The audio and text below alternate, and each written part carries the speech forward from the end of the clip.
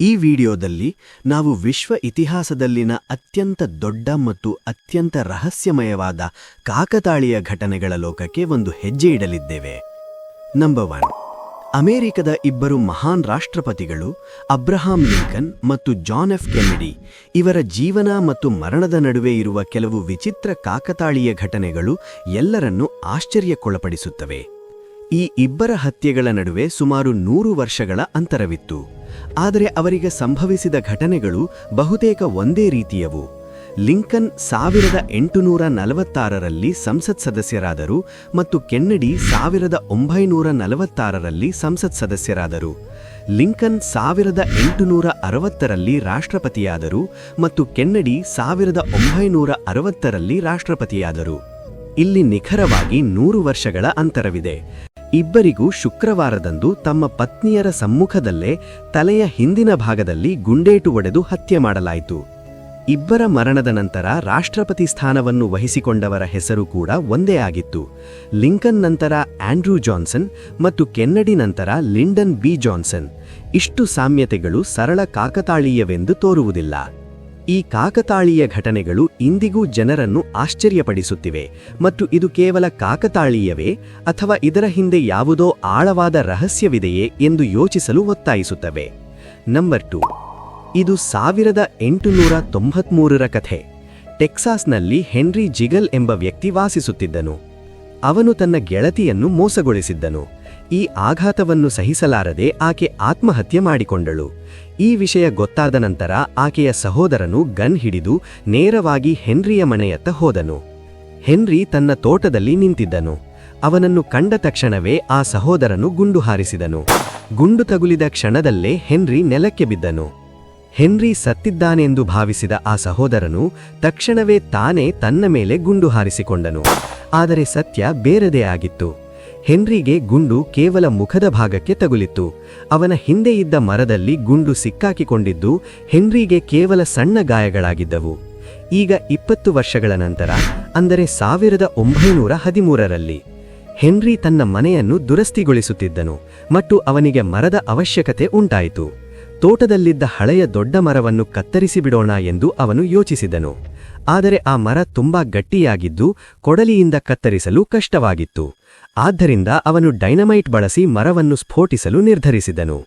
ಸ್ಫೋಟವಾಗುತ್ತಿದ್ದಂತೆ 20 ವರ್ಷಗಳಿಂದ ಮರದ ಒಳಗೆ ಸಿಕ್ಕಾಕಿಕೊಂಡಿದ್ದ ಆ ಗುಂಡು ವೇಗವಾಗಿ ಹೊರಬಂದು ನೇರವಾಗಿ ಹೆನ್ರಿಯ ತಲೆಗೆ ತಗುಲಿತು. ಈ ಬಾರಿ ವಿಧಿ ಅವನಿಗೆ ಸಹಾಯ ಮಾಡಲಿಲ್ಲ. ಹೆನ್ರಿ ಸ್ಥಳದಲ್ಲೇ ಸಾವನ್ನಪ್ಪಿದನು. ಇದು ಕೇವಲ ಕಾಕತಾಳೀಯವೇ? ನಂಬರ್ 3. ಸಿಂಪ್ಸನ್ಸ್ ಎಂಬುದು ಪ್ರಸಿದ್ಧ ಅಮೆರಿಕನ್ ಕಾರ್ಟೂನ್ ಶೋ. ಈ ಶೋನಲ್ಲಿ 2000ರಲ್ಲಿ ಪ್ರಸಾರವಾದ ಒಂದು ಎಪಿಸೋಡ್ನಲ್ಲಿ ಡೊನಾಲ್ಡ್ ಟ್ರಂಪ್ ಅವರನ್ನು ಅಮೆರಿಕಾದ ರಾಷ್ಟ್ರಪತಿಯಾಗಿ ತೋರಿಸಲಾಗಿತ್ತು. ಆ ಸಮಯದಲ್ಲಿ ಇದು ಹಾಸ್ಯ ಅಥವಾ ಕಲ್ಪನೆ ಎಂದು ಎಲ್ಲರೂ ಭಾವಿಸಿದ್ದರು. ಆದರೆ ವರ್ಷಗಳ ನಂತರ ಅದೇ ದೃಶ್ಯ ವಾಸ್ತವವಾಯಿತು. ಇನ್ನೂ ಆಶ್ಚರ್ಯಕರವಾದ ಸಂಗತಿಯೆಂದರೆ ಶೋನಲ್ಲಿ ಟ್ರಂಪ್ ಪ್ರಚಾರ ಮಾಡುವ ರೀತಿ, ಜನರನ್ನು ಉದ್ದೇಶಿಸಿ ಭಾಷಣ ಮಾಡುವ ರೀತಿ ಮತ್ತು ಕೊನೆಯಲ್ಲಿ ರಾಷ್ಟ್ರಪತಿಯಾಗಿರುವ ದೃಶ್ಯ ನಿಜ ಜೀವನದಲ್ಲಿಯೂ ಬಹುತೇಕ ಅದೇ ರೀತಿ ನಡೆದಿದೆ. ಇದು ಕೇವಲ ಕಾಕತಾಳೀಯವೇ? ಏನೇ ಆಗಿರಲಿ, ಈ ಘಟನೆ ಇಂದಿಗೂ ಜನರನ್ನು ಬೆಚ್ಚಿ ಬೀಳಿಸುತ್ತದೆ. ನಂಬರ್ 4. ವೈಟ್ ಸ್ಟಾರ್ ಲೈನ್ ಎಂಬುದು ಬ್ರಿಟಿಷ್ ಹಡಗು ನಿರ್ಮಾಣ ಕಂಪನಿ. ಈ ಕಂಪನಿಯಲ್ಲಿ ವಯೋಲೆಟ್ ಜೆಸಪ್ ಎಂಬ ಮಹಿಳೆ ಕೆಲಸ ಮಾಡುತ್ತಿದ್ದಳು. ಅವಳು ವೃತ್ತಿಯಿಂದ ನರ್ಸ್. ಕಥೆ 1911ರಲ್ಲಿ ಆರಂಭವಾಗುತ್ತದೆ. ಆ ವರ್ಷ ವಯೋಲೆಟ್ ಅವರನ್ನು ಒಲಿಂಪಿಕ್ ಎಂಬ ಹಡಗಿನಲ್ಲಿ ಕೆಲಸಕ್ಕೆ ನಿಯೋಜಿಸಲಾಯಿತು. ದುರದೃಷ್ಟವಶಾತ್ ಆ ಹಡಗು ಮುಳುಗಿತು. ಆದರೆ ವಯೋಲೆಟ್ ಸುರಕ್ಷಿತಲಾಗಿ ಉಳಿದಳು. ಮುಂದಿನ ವರ್ಷ, ಅಂದರೆ 1912ರಲ್ಲಿ ಅವಳನ್ನು ಟೈಟಾನಿಕ್ ಹಡಗಿನಲ್ಲಿ ನರ್ಸ್ ಆಗಿ ಕಳುಹಿಸಲಾಯಿತು. ಎಂದಿಗೂ ಮುಳುಗದು ಎಂದು ಕರೆಯಲ್ಪಟ್ಟ ಟೈಟಾನಿಕ್ ತನ್ನ ಮೊದಲ ಪ್ರಯಾಣದಲ್ಲೇ ಹಿಮಪರ್ವತಕ್ಕೆ ಡಿಕ್ಕಿ ಹೊಡೆದು ಮುಳುಗಿತು. ಸಾವಿರಾರು ಜನರು ಪ್ರಾಣ ಕಳೆದುಕೊಂಡರು. ಆದರೆ ವಯೋಲೆಟ್ ಮತ್ತೊಮ್ಮೆ ಬದುಕುಳಿದಳು. ಈಗ ಬರುತ್ತದೆ ಅತ್ಯಂತ ಆಶ್ಚರ್ಯಕರ ತಿರುವು. 1916ರಲ್ಲಿ ಪ್ರಥಮ ವಿಶ್ವಯುದ್ಧದ ಸಮಯದಲ್ಲಿ ಬ್ರಿಟಿಷ್ ಸೇನೆಯ ವೈದ್ಯಕೀಯ ಹಡಗಿನಲ್ಲಿ ವಯೋಲೆಟ್ ಕರ್ತವ್ಯಕ್ಕೆ ನಿಯೋಜಿಸಲ್ಪಟ್ಟಳು. ಆ ಹಡಗು ಸಮುದ್ರದಲ್ಲಿನ ಮೈನ್ಗೆ ಡಿಕ್ಕಿ ಹೊಡೆದು ಮುಳುಗಿತು. ಆದರೆ ಅಚ್ಚರಿಯೆಂದರೆ ಈ ಬಾರಿ ಕೂಡ ವಯೋಲೆಟ್ ಬದುಕುಳಿದಳು. ಈಗ ಪ್ರಶ್ನೆ ಏನೆಂದರೆ, ವಯೋಲೆಟ್ ಜೆಸಪ್ ಅವರು ಇದ್ದ ಹಡಗುಗಳೆಲ್ಲ ಮುಳುಗಲು ಕಾರಣವಾದ ಶಾಪಿತ ಮಹಿಳೆಯೇ ಅಥವಾ ಇದು ಕೇವಲ ಕಾಕತಾಳೀಯವೇ? ನಂಬರ್ 5. ದ್ವಿತೀಯ ವಿಶ್ವಯುದ್ಧದ ಸಮಯದಲ್ಲಿ ಜಪಾನ್ನಲ್ಲಿ ಯಮಾಗುಚಿ ಎಂಬ ವ್ಯಕ್ತಿ ಇದ್ದನು. ಅವನು 2 ಅಣುಬಾಂಬ್ ಸ್ಫೋಟಗಳಿಂದ ಬದುಕುಳಿದ ಏಕೈಕ ವ್ಯಕ್ತಿಯಾಗಿದ್ದನು. 1945ರ ಆಗಸ್ಟ್ 6ರಂದು ಅಮೆರಿಕ ಹಿರೋಶಿಮಾ ಮೇಲೆ ಮೊದಲ ಅಣುಬಾಂಬ್ ಬೆಸೆದಾಗ ಯಮಾಗುಚಿ ತನ್ನ ಕಚೇರಿಯಲ್ಲಿ ಕೆಲಸ ಮಾಡುತ್ತಿದ್ದನು. ಬಾಂಬ್ ಸ್ಫೋಟಿಸಿ ಸಂಪೂರ್ಣ ನಗರ ನಾಶವಾಯಿತು. ಭಾರೀ ಸುಟ್ಟ ಗಾಯಗಳಾದರೂ ಯಮಾಗುಚಿ ಬದುಕುಳಿದನು. ಒಂದು ರಾತ್ರಿ ಬಾಂಬ್ ಆಶ್ರಯ ಕೇಂದ್ರದಲ್ಲಿ ಕಳೆದ ನಂತರ ಮುಂದಿನ ದಿನ ಅವನು ತನ್ನ ಮನೆ ನಾಗಾಸಾಕಿಗೆ ಹಿಂತಿರುಗಿದನು. ಈಗ ನೋಡಿ ವಿಧಿಯ ಆಟ. ಕೇವಲ 3 ದಿನಗಳ ನಂತರ, ಅಂದರೆ ಆಗಸ್ಟ್ 9ರಂದು ಅಮೆರಿಕ ನಾಗಾಸಾಕಿಯ ಮೇಲೆ ಮತ್ತೊಂದು ಅಣುಬಾಂಬ್ ಎಸೆಯಿತು. ಈ ಬಾರಿ ಕೂಡ ಯಮಾಗುಚಿ ಬದುಕುಳಿದನು. ಇಂತಹ ಭೀಕರ 2 ಘಟನೆಗಳನ್ನು ಅನುಭವಿಸಿದರೂ ಅವನು 93 ವರ್ಷಗಳ ದೀರ್ಘ ಜೀವನ ನಡೆಸಿದನು. ನಂಬರ್ 6. ಈ ಚಿತ್ರವನ್ನು ಗಮನದಿಂದ ನೋಡಿ.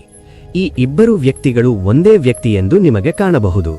ಮೊದಲ ವ್ಯಕ್ತಿ ಫೆರಾರಿ ಕಂಪನಿಯನ್ನು ಸ್ಥಾಪಿಸಿದ ಎನ್ಜೋ ಫೆರಾರಿ. ಎರಡನೆಯ ವ್ಯಕ್ತಿ ಜರ್ಮನಿಯ ಪ್ರಸಿದ್ಧ ಫುಟ್ಬಾಲ್ ಆಟಗಾರ ಮೆಸುತ್ ಓಜಿಲ್. ಅತ್ಯಂತ ಆಶ್ಚರ್ಯಕರ ಸಂಗತಿ ಎಂದರೆ ಎನ್ಜೋ ಫೆರಾರಿ 1988ರಲ್ಲಿ ನಿಧನರಾದರು ಮತ್ತು ನಿಖರವಾಗಿ 1 ತಿಂಗಳ ನಂತರ ಎನ್ಜೋ ಫೆರಾರಿಯಂತೆ ಕಾಣುವ ಮೆಸುತ್ ಓಜಿಲ್ ಜನಿಸಿದರು. ಇದು ಮರುಜನ್ಮದಂತೆಯೇ ಕಾಣುತ್ತದೆ. ನಂಬರ್ 7. 1898ರಲ್ಲಿ ಮೋರ್ಗನ್ ರಾಬರ್ಟ್ಸನ್ ಎಂಬ ಲೇಖಕರು the wreck of the tighten ಎಂಬ ಪುಸ್ತಕವನ್ನು ಬರೆದರು. ಈ ಕಥೆಯಲ್ಲಿ ಟೈಟನ್ ಎಂಬ ಭಾರೀ ಹಡಗುವಿತ್ತು. ಅದು 1912ರಲ್ಲಿ ನಿರ್ಮಿಸಲಾದ ಟೈಟಾನಿಕ್ನಂತೆ ದೊಡ್ಡದು, ಅದ್ಭುತವಾದದ್ದು ಮತ್ತು ಎಂದಿಗೂ ಮುಳುಗದು ಎಂದು ಹೇಳಲಾಗುವ ಹಡಗು. 2 ಹಡಗುಗಳಲ್ಲಿ ರಕ್ಷಣಾ ದೋಣಿಗಳ ಸಂಖ್ಯೆ ಕಡಿಮೆಯಿತ್ತು. 2 ಅಪಘಾತಗಳಲ್ಲಿ ಸುಮಾರು 2000 ಜನರು ಪ್ರಾಣ ಕಳೆದುಕೊಂಡರು. 2 ಉತ್ತರ ಅಟ್ಲಾಂಟಿಕ್ ಮಹಾಸಾಗರದಲ್ಲಿ ಹಿಮಪರ್ವತಕ್ಕೆ ಡಿಕ್ಕಿ ಹೊಡೆದವು.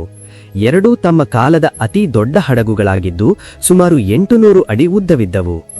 ಅತ್ಯಂತ ಆಶ್ಚರ್ಯಕರ ಸಂಗತಿ ಎಂದರೆ ಟೈಟಾನಿಕ್ ಮುಳುಗುವುದಕ್ಕಿಂತ 14 ವರ್ಷಗಳ ಮುಂಚೆಯೇ ಮೋರ್ಗನ್ ರಾಬರ್ಟ್ಸನ್ ಈ ಕಥೆಯನ್ನು ಬರೆದಿದ್ದರು.